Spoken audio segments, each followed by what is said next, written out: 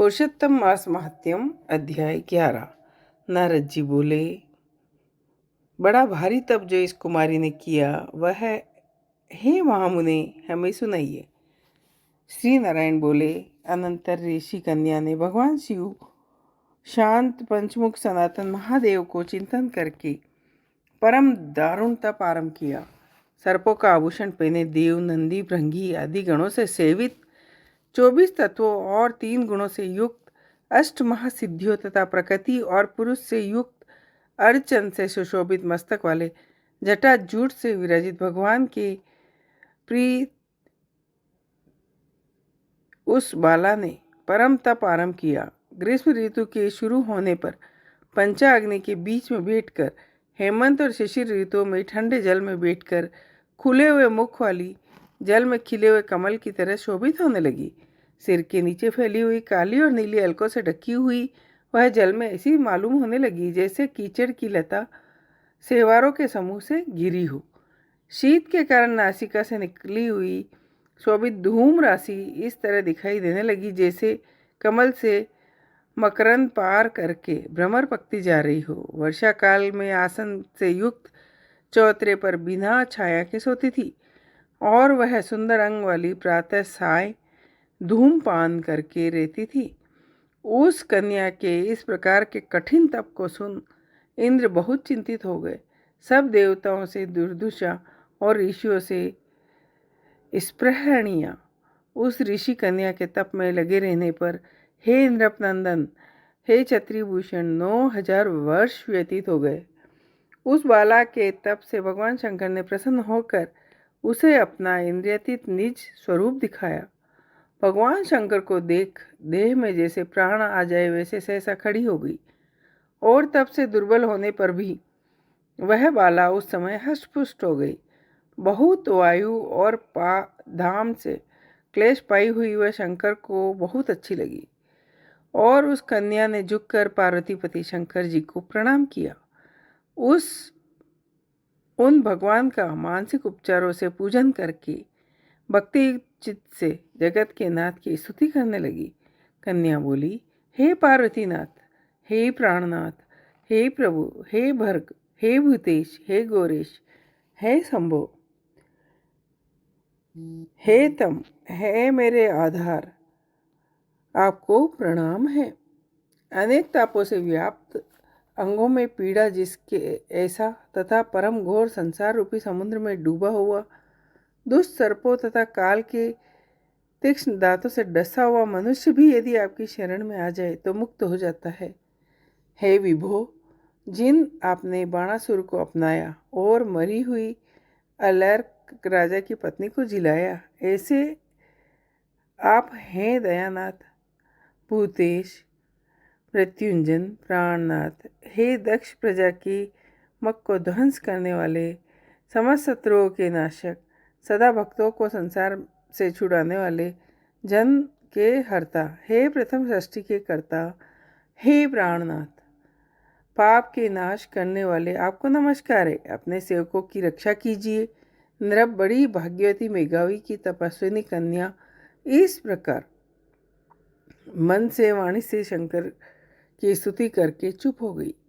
श्री कृष्ण बोले, कन्या द्वारा की हुई स्तुति सुनकर और उसके किए हुए उग्र तप से प्रसन्न मुख कमल सदाशिव कन्या से बोले, हे तपस्विनी, तेरा कल्याण हो।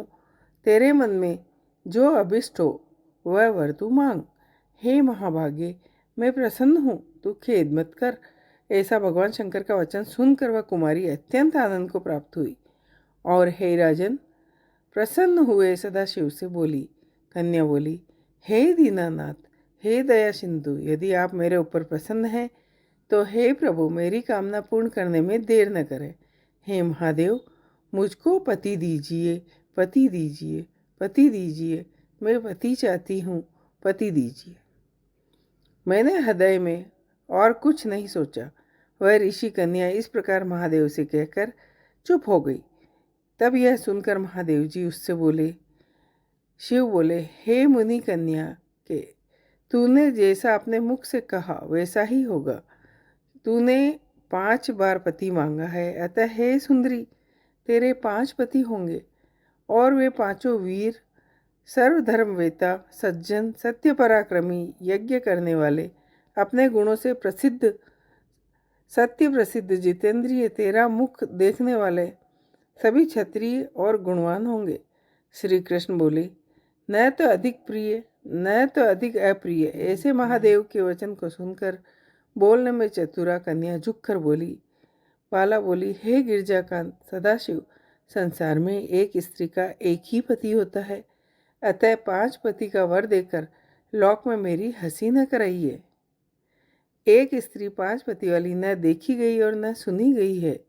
हे शंभो, हे कृपानिधे, आपकी सेविका मैं 5 पतियों वाली कैसे हो सकती हूँ? आपको मेरे लिए ऐसा कहना उचित नहीं। आपकी सेविका होने के कारण जो लज्जा मुझे हो रही है वह आप अपने को ही समझिए। कन्या का यह वचन सुनकर शंकर जी पुनः उनसे बोले। शंकर जी बोले, हे भीरू, इस जन्म में तुझे पति सुख नहीं मिलेगा। दूसरे जन्म में जब तू तपोबल से बिना योनि के उत्पन्न होगी तब पति सुख को भोग कर अनंतर परम पद को प्राप्त होगी, क्योंकि मेरी प्रिय मूर्ति दुर्वासा का तूने पहले अपमान किया है। हे शुभ्रु, वह दुर्वासा यदि क्रोध करे तो तीनों भुवनों को जला सकते हैं, सो तूने अभिमानवश ब्रह्म तेज का मर्दन किया है। जिस अधिमास को भगवान कृष्ण ने अपना ऐश्वर्य दे दिया, उस भगवान के प्रिय पुरुषोत्तम मास का व्रत तूने नहीं किया।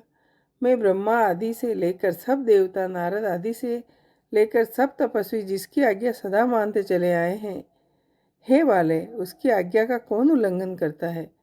लोक पूजित पुरुषोत्तम मास की दुर्वासा की आज्ञा से तूने पूजा नहीं की। हे मूढ़े, इसीलिए तेरे 5 पति होंगे। हे बाले, पुरुषोत्तम के अनादर करने से अब अन्यथा नहीं हो सकता। जो उस पुरुषोत्तम की निंदा करता है वह रौरव नरक का भागी होता है। पुरुषोत्तम का अपमान करने वाले को विपरीत ही फल होता है। यह बात कभी अन्यथा नहीं हो सकती। पुरुषोत्तम के जो भक्त है वे पुत्र, पौत्र और धन वाले होते हैं और वे इस लोक तथा परलोक की सिद्धि को प्राप्त हुए होते हैं, प्राप्त होंगे और प्राप्त हो रहे हैं।